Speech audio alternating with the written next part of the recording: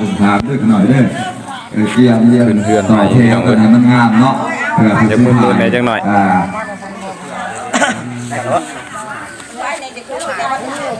มันยังมืดมันยังมืดแล้วเอามาเด้อยืนเป็นแถวงามเด้อขึ้นเรือนใหม่บ้านพี่น้องเลยต่อเทวเด้อบอกหนึ่งเนาะก่อสอดเธอผมเอาแท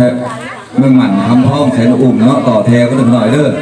เมื่อสมบูรณ์อดีตการก่อนกี่งวดนี้เลยทุกคนเขากับดอกไผ่พักกันแท้ตัวหนาเรียกแท้นั่นดอกไผ่มันตอกเห็นไหม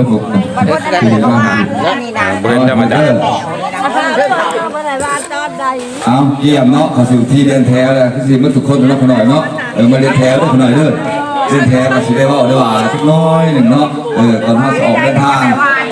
ครอบครัวในพร้อมเพียงกันนี่ดีนี่เนาะครอบครัวนี่เมื่อพักสมบูรณ์อดีตการก่อนกี่บ่มีแล้วทุกคน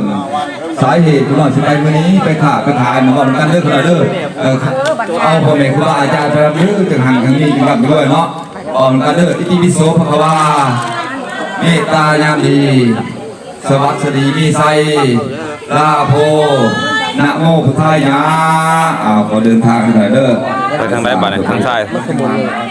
เช็ดสิ้นอิติปิโสกดไม้ดิไปเตรียมกับมันสามปานโนโตเคียว